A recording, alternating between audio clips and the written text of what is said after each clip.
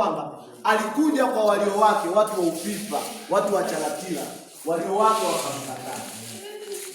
Wakasema sisi hatutaki.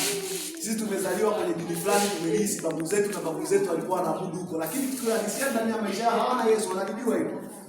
Sasa katika kitabu cha Yohana Mtakatifu sura ya kwanza sura ya 14 wa 12 anasema bali wote waliompokea huyo Yesu. Wengine walimkataa. Sio, nilipata vizuri.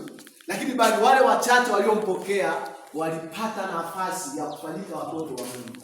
Watu wote ni watu wa Mungu, lakini kuna tofauti kati ya watu wa Mungu na watoto wa Mungu. Karibu. Alamu nasema hivi. Ili mtu kubatizwa, inatakiwa kubatizwa ukiwa na umri gani? Umri gani? Swali zuri. Swali zuri sana. Unatakiwa kubatizwa ukiwa na umri gani? Swala la kubatizwa ni swala la pili baada ya mtu kuamini. Mtu yoyote aliye na akili ya kuamini anatakiwa kubatizwa.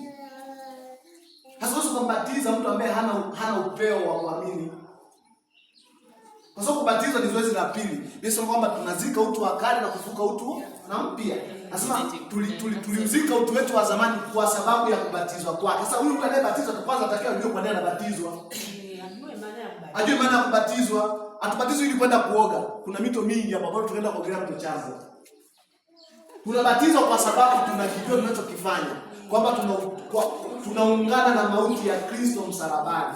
Sasa mtu yeyote mwenye akili na upeo, mama na kuuliza, mtu yeyote mwenye akili na upeo, mwenye ufahamu wa kutosha, mtu mzima kwa maana nyingine. Kwa nini wewe huwezi kaenda kumwozesha?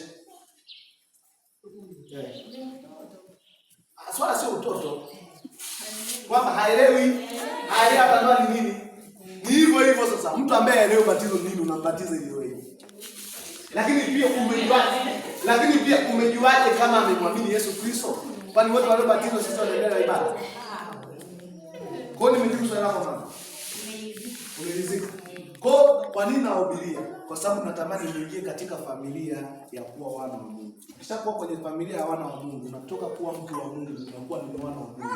Kama vile mama hapa, muda wote amembeba mtoto wake. Lakini alikuwa ni mtoto wa jirani yake, singeweza kukaa masaa yote haya. Ndivyo vile mtu aliye na Yesu ndani, aliyemwamini Yesu akaokoka, anakuwa kwa Mungu kama mtoto. Anakuwa ni mrithi wa ahadi za Mungu. Ahadi za Mungu ni uzima, ahadi za Mungu ni kulindwa, ahadi za Mungu ni kutubariki, ahadi za Mungu ni kutuponya, ahadi za Mungu ni kutuondolea uharibifu na mashetani yanayotawala kwenye maisha yetu. Watu wengi wana mashetani, si kwa sababu eti mashetani ana nguvu kuliko wao. Mtu alipewa mamlaka ya kutawala juu ya mashetani na majini na mapepo na wachawi. Lakini kwa nini sisi wachawi na mashetani wamekuwa na nguvu kwa watu? Na watu sasa wamejua kabisa kwamba mimi kuna madudu. Swala sio kwamba una madudu, swala ni kwa sababu ulimkataa Yesu. Na nafasi yako kwa sababu Yesu hayupo, yameingia mambo mengine. Kitu cha kwanza, mama anaelewa mpaka anacheka. Sasa ni ndio tamu.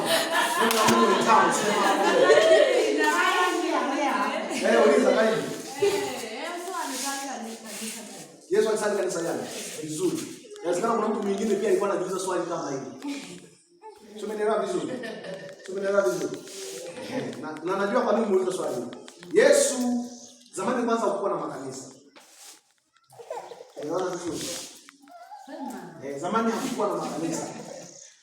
Ila sio kwamba hakuwa na dini. Dini zilikuwepo. Na dini ya kwanza ilianzia bustani ya Edeni. Baada